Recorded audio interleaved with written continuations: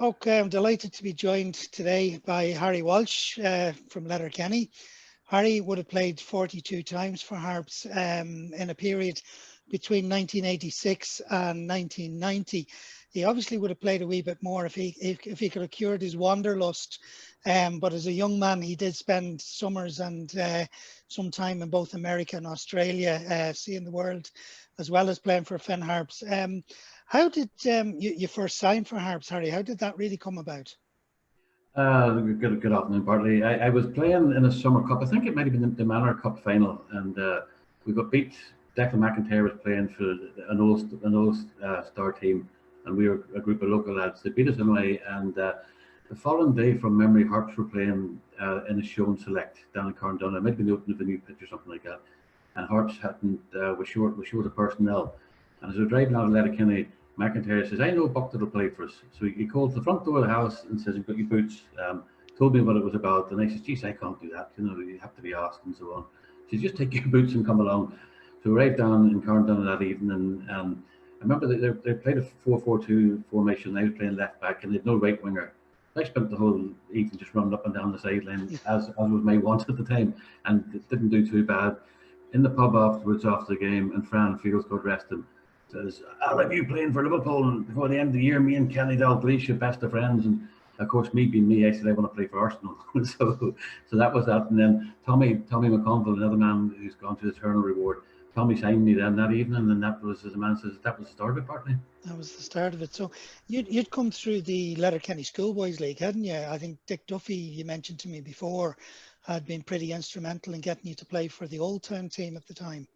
That's right, Dick Duffy and Father Kieran McAteer and Desi Kelly as well.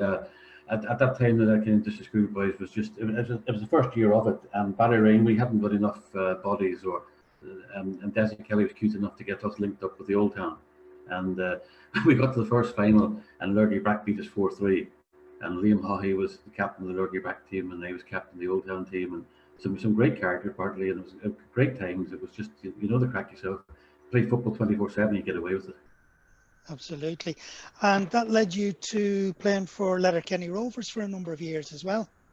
Yeah, I played for Letterkenny Rovers, and I mean, thoroughly enjoyed that. So, in fairness, as a club, they weren't bad at bringing young fellas through. They would give us our head, and we used to play in a good standard football. It was a very good standard football. Every town back then had a good team. Killybegs had a great team. Milford was a very good team. Lifford was a good team. Gidor had a great team. Letterkenny was a good team. And every time you went out, you had to be at yourself. There was the standard. Looking back at it now, I know we all looked through rose-tinted glasses, but back then there was a damn decent standard in the Donegal Junior League. It was, so you had to be at yourself to get your game on a Sunday. Yeah, I think I was looking at an old team photograph, and I was looking at it, and it was a good mix, as you say, of young fellas, like, say, Christy Bell, Andy McGovern, yourself, maybe Kieran Shields would have been there at one stage, Paul Foley. But then you had the likes of, Charlie Collins and Jimmy Bartley would have still been around the team at that stage. Charlie's Davy brother Cowan Liam, maybe as well. Mickey Blake, Mickey Duffy, Davy Cowan, Ollie Hegarty played for us for summer. Ollie from Moncana, Ed Margie, Ed Moore. There was and Paddy Bowe, Paddy McDade, his brother Herbie. There was a nice mix, and the man says us young bucks, the older fellas looked after us as well. If somebody kicked us up in the air, they got the number, and 10 minutes later he was subsequently kicked back up in the air even higher. So it was a steep learning curve at the time.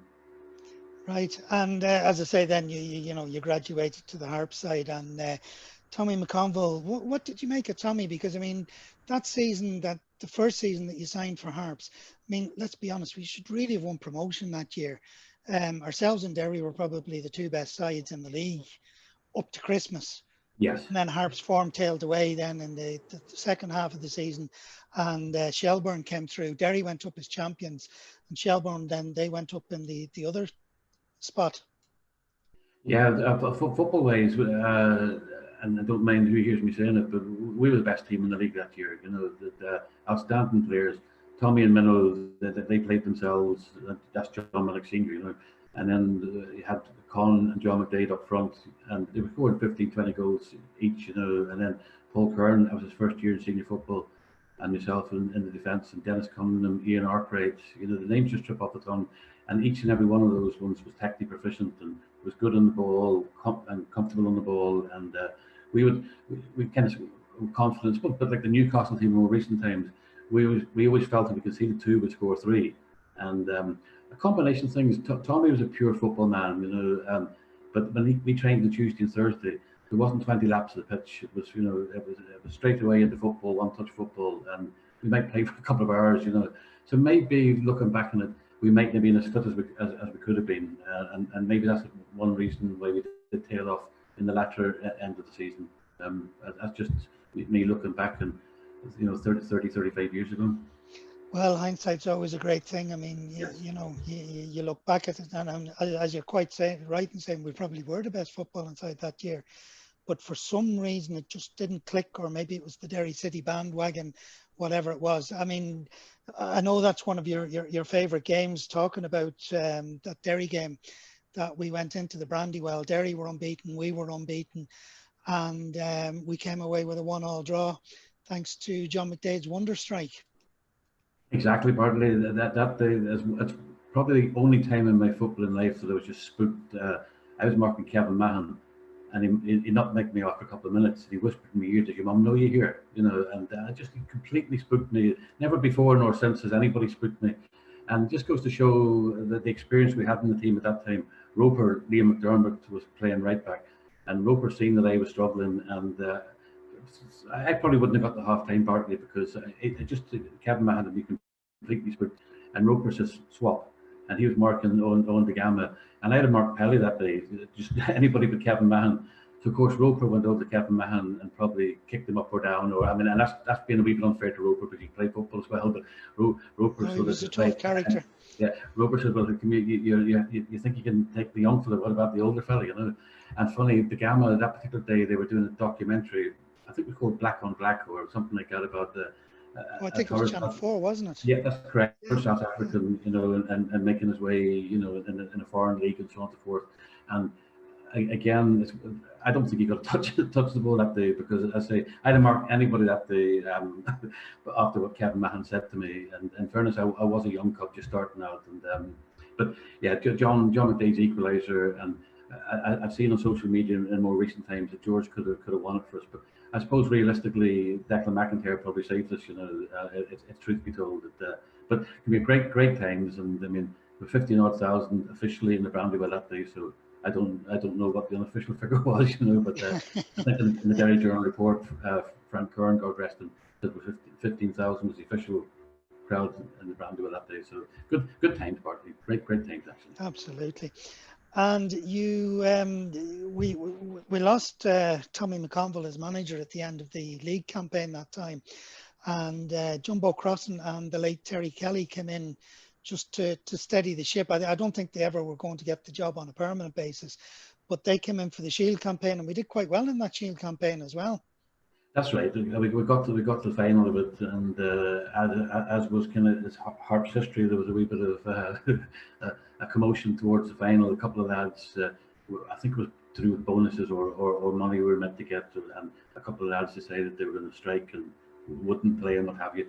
But Tommy and myself, we hadn't fallen out as such. But midway through the season, I hadn't missed a minute. I played every minute of every match, and then Tommy and myself had a disagreement. And ironically enough, I've since been working at the Donegal News, but I wasn't at that stage. And I remember reading in that weekend's edition that they had the flu, and I was a doubt for the Shelbourne match, and that's how I learned I wasn't playing. So so when the lads came in, the first thing Jumbo did was bring me straight back into the team, you know, and of course give my confidence a great boost. And as you know, we played Empha in that final, and you mentioned the Derry match earlier on. The Empha match is probably the worst match in a Harps jersey. You know, that it was a game we should have won. We were expected to win, but again, looking back, and the heads weren't right. You know, we weren't in a good headspace, and they deservedly won the final. And Oriel, wasn't it? It was up in Oriel. It was in Oriel Park. I mean, I think we hadn't played for about 3 weeks for some reason.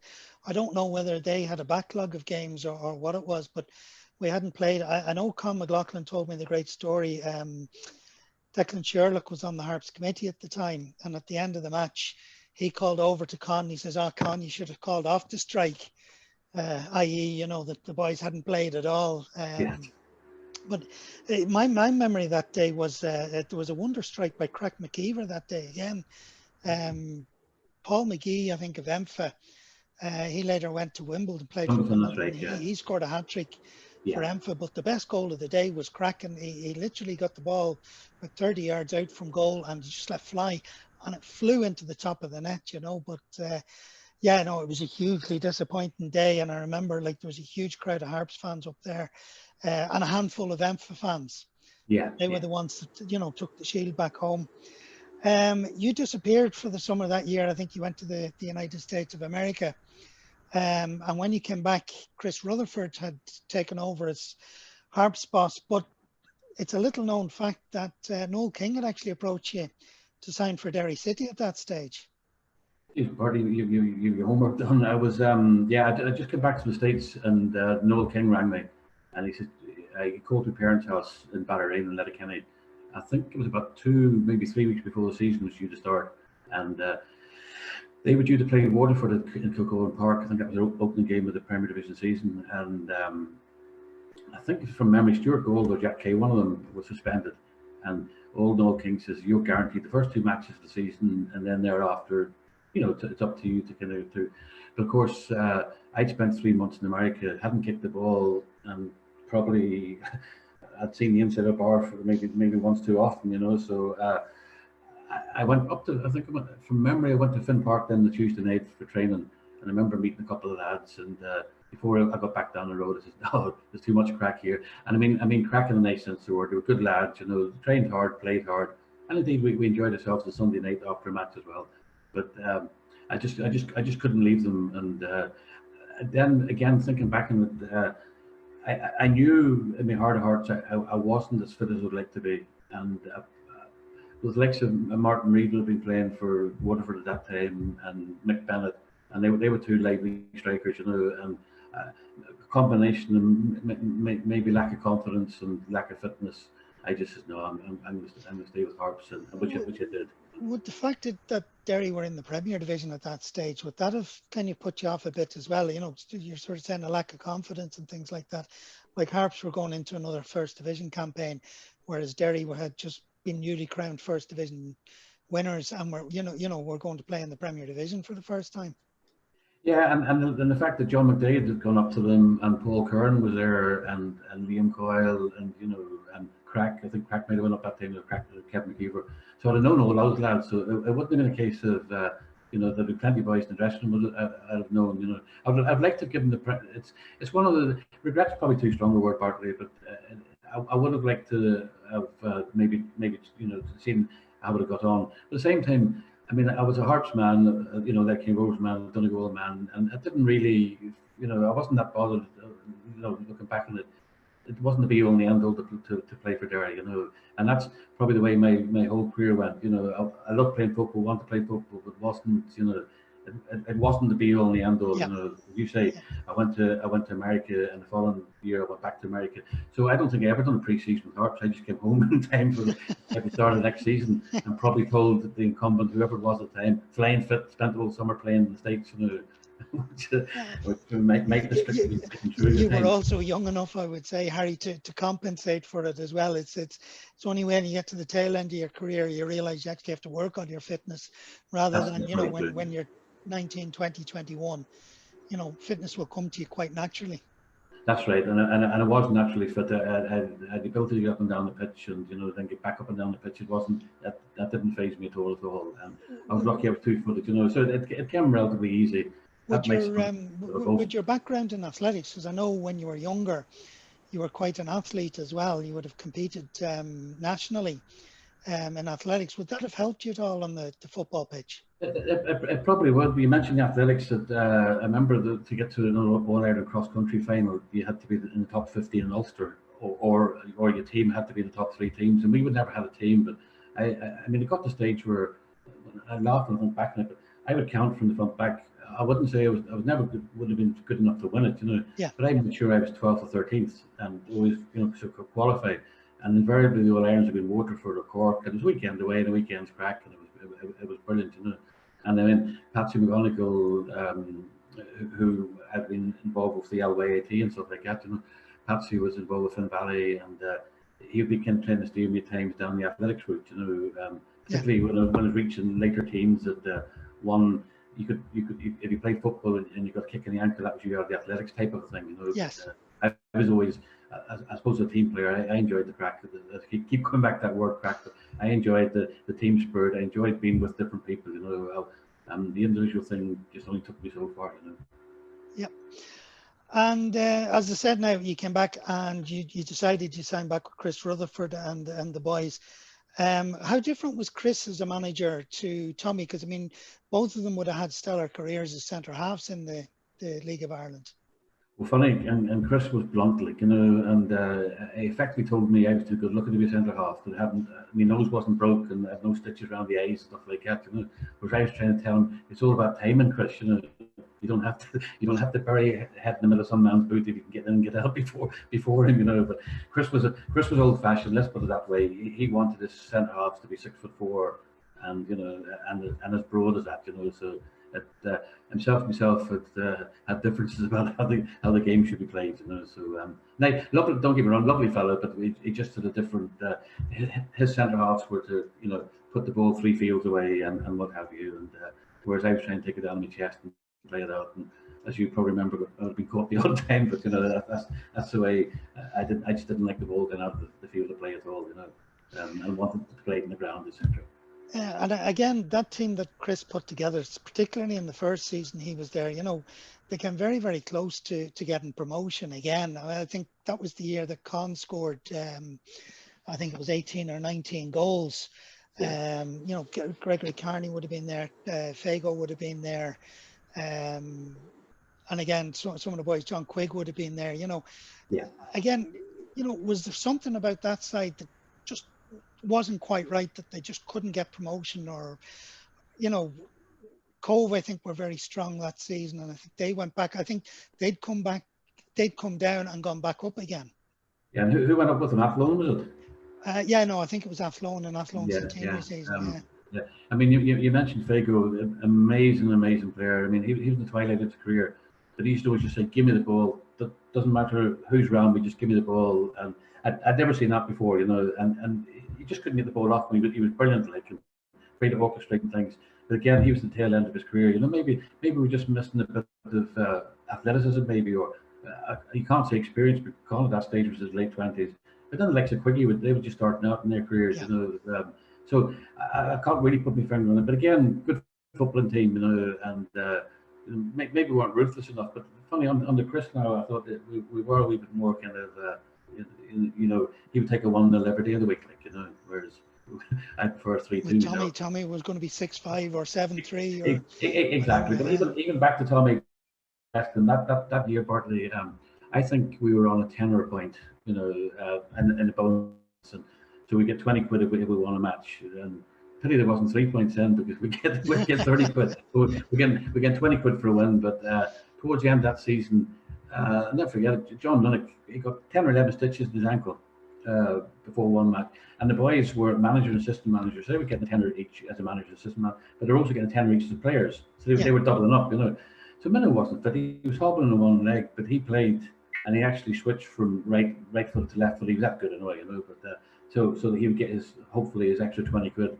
But he 10 or 11 stitches in his ankle, and he was able to play 90 minutes and bluff it. So that's the kind of characters that people wouldn't see now. And he wasn't getting any pain injections and so on. He just completely flicked from being right footed to left footed, or vice versa. I'm not sure which ankle I got stitches on, but he had a big stuck a bandage on him and out and played because he wanted his extra 20 quid.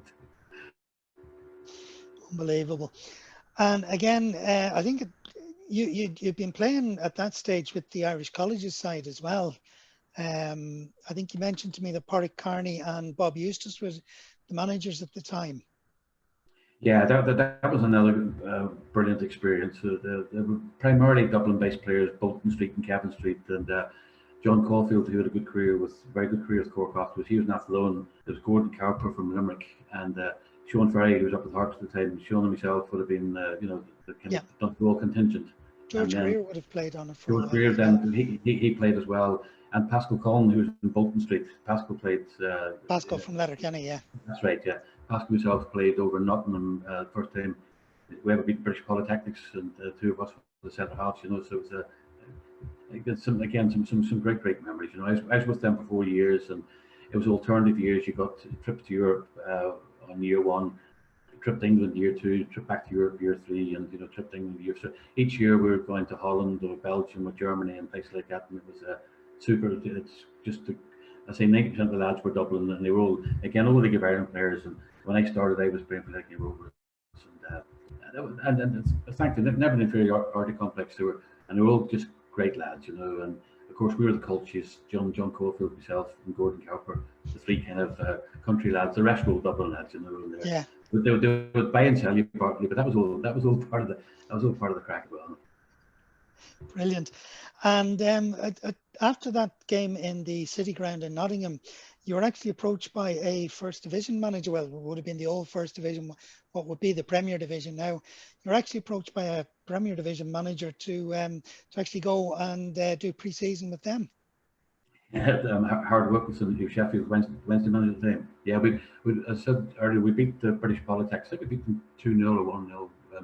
And the centre forward, a big coloured lad, and he was actually on Nottingham's book, but Derby County's books maybe, I think. And between Pascal and myself, we kept him quiet and kept him scoreless. And after the match were post-match pints, and I smoked the odd Benson Hedges at that time. And Howard, when he came and tapped me on the shoulder, and he wanted to speak to me, and I had a cigarette in one hand and a pen in the hand, and he asked me whether I'd go to pre-season with him. But I'd committed to going to America with the lads, so I told him not this year. I'm going to America with the lads, you know. So me thinking there would be another year, but that was the end of that, you know. So yeah, so he asked me to go for the pre-season, but I was going to America, so I chose America and the lads over. Again, I suppose it goes back to what you're saying, you know, that football, okay, while it was important to you, wasn't that important.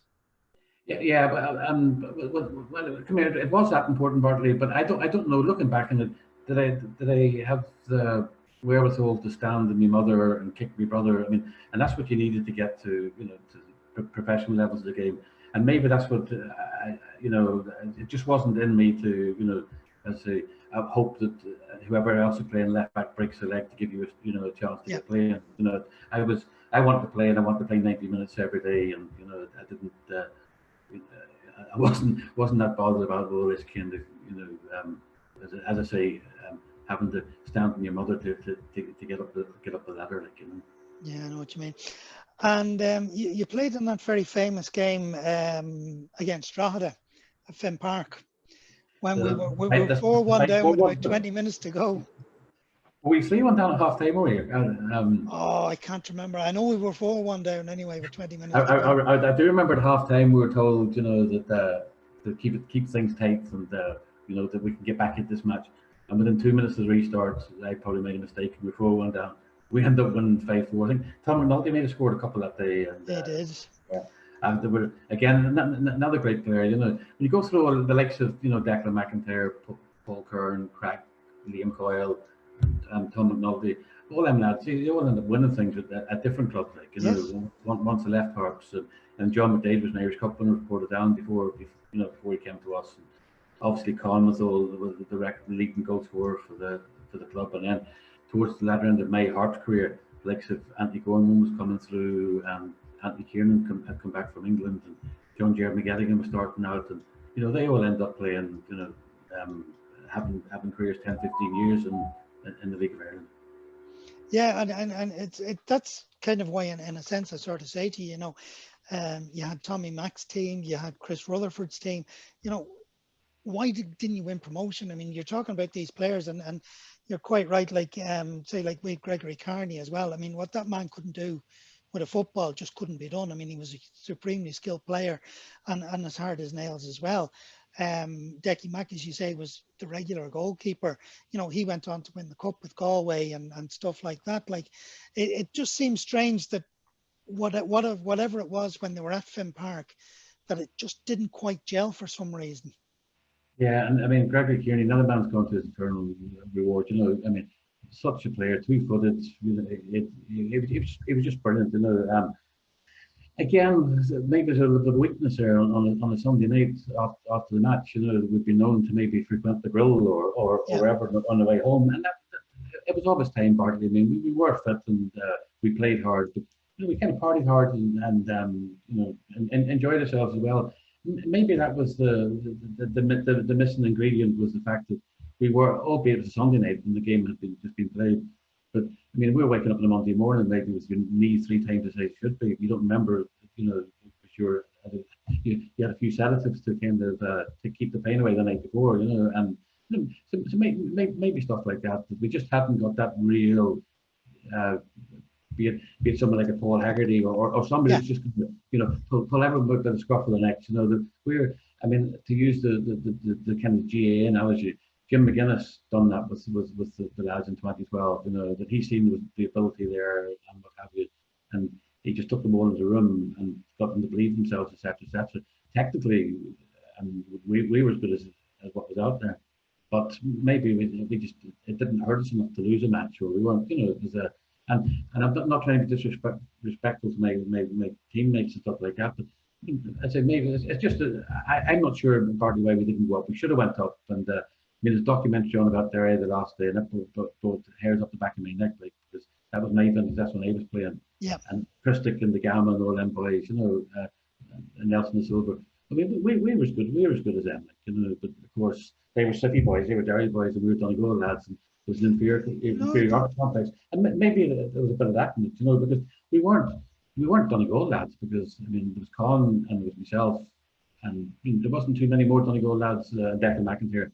You know, but a lot of Derry lads there, Strabane lads, you know, and then Sligo lads under Chris, yeah. and then the Dublin lads started to filter through, you know. So you couldn't say it wasn't boys that hadn't got experience at the league and hadn't got experience of winning things, you know, because they had that, you know. So I know it's a question we could talk about it for you know an hour, and I don't think we're going to get into the part. No, and I don't think we will. And like as we said, like a lot of them went on to be very successful in terms of trophies and stuff like that. Yeah. Once they left Finn Park, but just while they were at Harps, it just didn't quite work out. You then spent about 18 months you went to America, and then I think you went to Australia for a few months as well before you returned again. Yeah. And this time you signed for Mr. John O'Neill, the former Northern Ireland international. Absolutely, and lovely, a consummate professional. He just fashion just done him. He just kind of his career just finished with Leicester City at the time, and he came over here and he couldn't get over you know the lack of professionalism, for want of a better word. I never forget we were playing. I think it was Longford and Abercarton, and the warm up was going on, and Barry Patton was in the dressing room, and Barry was grooming his hair. He had kind of long hair at the time, you know, and he put water into it and so on. And I was sitting beside him smoking a cigarette, and John came in. He nearly put the two of us through the window. Because everyone's doing a warm up and everyone's whatever else, you know. I'm sitting smoking, he's sitting grooming his hair, and John goes, "Jesus!" Well, language is probably more colourful than that, you know. But, yeah, but this is a family show. Yeah, he went looking for a pair of scissors to cut Barry's hair there and then, like, you know. And again, it wasn't us being it probably was us being, but we weren't trying to be disrespectful. It was just us being us, you know. But he was a young buck and he was chatting, and I was sitting there, and it's probably a nervous disposition on my part, you know, that the cigarette was kind of me, not trying to be cool, but trying to be relaxed, you know, and unknowns to myself, that's what I was probably as nervous as a kitten, but the cigarette was the one that was keeping me kind of cool, inverted commas, you know. Yeah, I know what you mean. But again, John was a different animal because he played at a level a bit like Tommy. He was able to say to me, you know, the touchline, for example, is your friend, you know, as a fullback. You keep the winger to the touchline side of you, and you know, you teach you little tricks like that, you know. And Tommy McConville knew every winger in the country. So it didn't matter who you're playing this weekend, be it Dave Tilson or Peter Hanlon or whoever, you know. He knew that they were very strong on the right side or like Dinkin on the inside. And if he didn't know it, John Minnick knew. Yeah. So they just give you great confidence before a match. And John O'Neill was a bit like that. He gave you a head. He liked me because I spoke. He liked players that spoke and you know, communicated with the boys in front and around them. And, so yeah. So again, I think John. That's when Andy Kieran was Andy Kieran there then, or Anthony was there. Anthony Gorman maybe, I think was there as well. it's kind of funny because some players, John Quigg would have still been there. There was a crossover, like there were a few Derry lads come in, like Cormac O'Donnell, Martin Morrison, maybe Bosco was the goalkeeper at that stage. I think Decky Mack had moved on to Galway at that stage.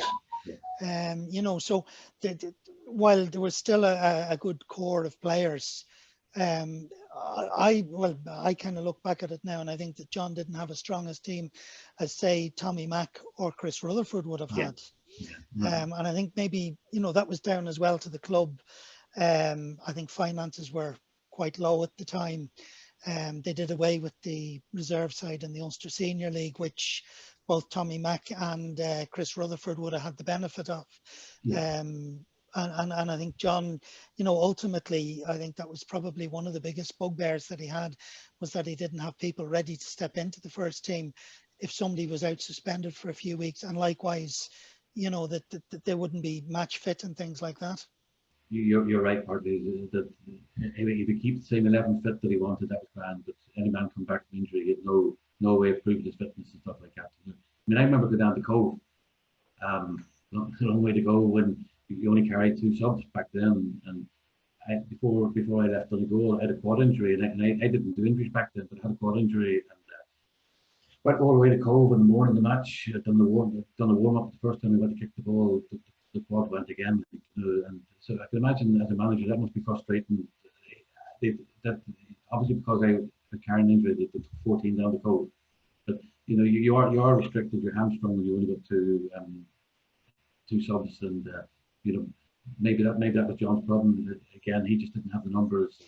And, certainly didn't have the resources, natural resources. Yeah, and it was under John's reign that you actually got to play against an Irish footballing legend, Mr. Roy Keane at Finn Park. Was that when that was? Yeah. I thought you were going to say play with Mick Shannon, you know. Well, I had actually forgotten about Mick because you would have played with him under Tommy. He was just starting into the race horses, and he gave us the name of the horse, and we all put 20 quid on it, which was a lot of money back then, you know. And the bloody thing still run as a donkey, you know. It was Mick lost about 50 or 60 minutes, and that was Mick Shannon. But yeah, the Roy Keane one's funny because it was you when you were doing one of the Harps books. You unearthed the photograph partly. I'd be lying if I told you I remember playing against him. I don't, you know. And the photograph which I've now got up on my Twitter, you know, is my profile picture.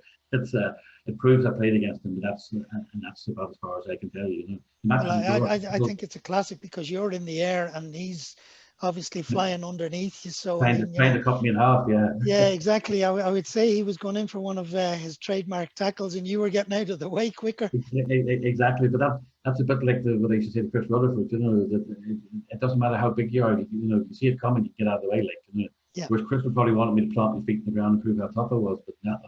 I wasn't going to leave myself open to that one. That's right. Yes, that was under John O'Neill, was it? That was under John O'Neill. Yeah.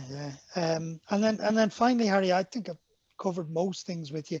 I think the only other question I have for you is you got the nickname of Relax at Harps.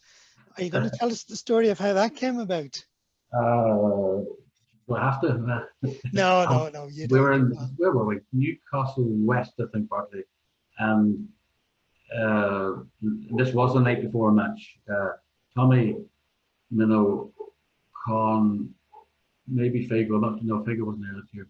But the 3 or 4 of the so-called experienced players were allowed to have a couple of pints the night before a match, you know, and they were up in the bar, and we were up in the room. Paul Kern, Crack McKeever, John McDaves, maybe McIntyre myself, and at about 2 a.m.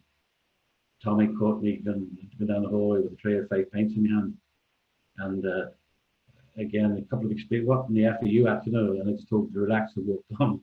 So what was that? That's where the nickname came from. And the following day, if memory serves me, Con was sent off, and we ended up winning 1-0. And if you check your records, that probably wasn't too far before I was told I had the flu.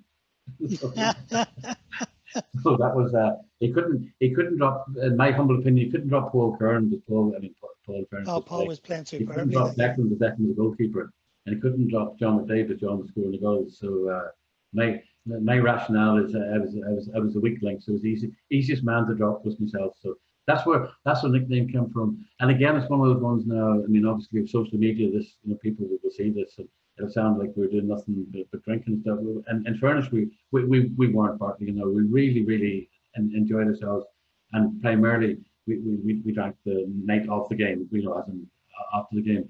But that particular weekend, it must have been the end of the season or last overnight stay or something like that. It wasn't. Yeah. It was definitely, again, you check the records. It wasn't, dare say it was a nothing match. I think John Jared might have been playing for them, and maybe even Corey Gallagher got against him. For Newcastle West at that stage.